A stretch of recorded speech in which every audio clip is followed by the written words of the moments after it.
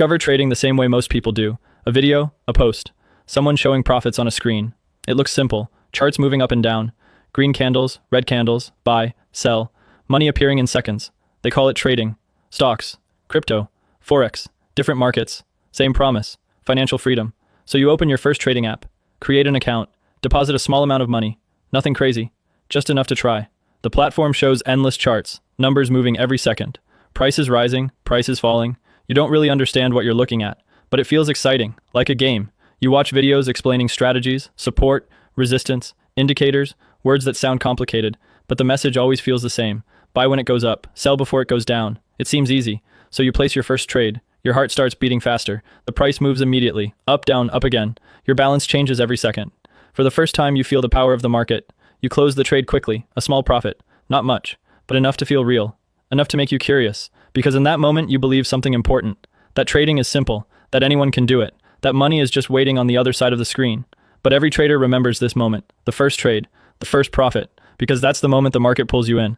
And once you start trading, it becomes very hard to stop. Level 2. The gambler.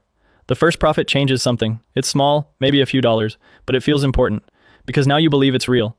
You believe the market can pay you, so you start trading more often, not because you understand the charts, because you want that feeling again. The quick profit, the excitement, the rush when the price moves. Your phone becomes your trading desk. You check charts in the morning, during lunch, late at night. Every small movement feels like an opportunity. You follow traders on social media, people posting screenshots, huge profits, fast gains, easy setups. They make it look effortless. So you copy their trades. Sometimes it works. A lucky trade, a sudden spike. Your balance jumps again, and that feeling returns. The belief that you figured it out. But most of the time the market moves the other way. Your trade turns red. You hold it longer than you should, waiting for it to come back. Sometimes it does, sometimes it doesn't. When it doesn't, you open another trade, trying to recover the loss. Then another, then another. Now you're not trading the market anymore. You're chasing the loss. Your decisions stop being logical. They become emotional. Fear when the price drops, greed when it rises, frustration when the market moves without you. Some days you win, some days you lose everything you made that week. Your balance swings up and down like the charts themselves. But the most dangerous part isn't the losses, it's the wins. Because when a gamble works, it convinces you that gambling is a strategy. You increase the position size. You risk more money, you trade faster. You start believing something dangerous, that the next trade will fix everything. But the market doesn't reward gamblers forever. Eventually a single trade goes too far, too fast. The loss wipes out weeks of progress, maybe months, and suddenly you realize something most beginners discover the hard way. Trading isn't about luck, and the market doesn't forgive gamblers. Level 3, the student. Eventually the excitement fades, not because trading stops being interesting, because losing money gets tiring. The random trades, the emotional decisions, the night staring at charts hoping they move your way. After enough losses, you start asking a different question. Not how do I win the next trade, but what am I doing wrong? That question changes everything, because now you stop chasing signals.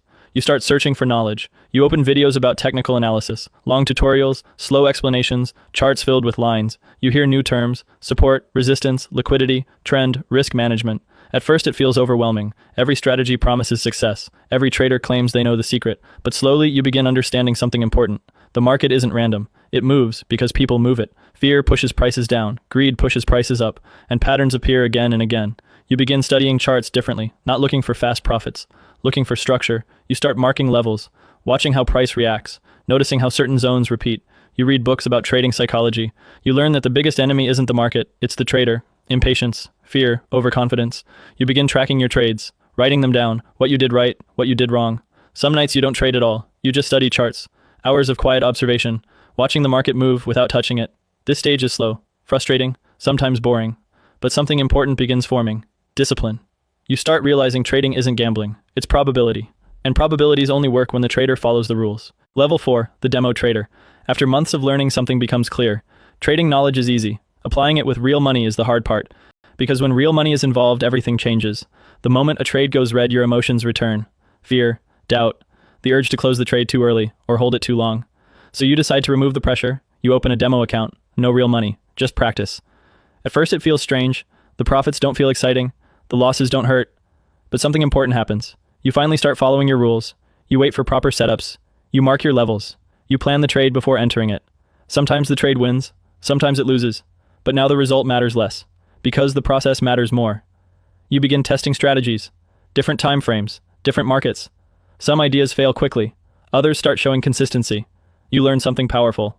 One good strategy is enough, if the trader behind it stays disciplined, so you start collecting data. Trade after trade, day after day. You review everything.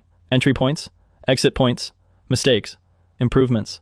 Patterns appear, not just in the market, in yourself.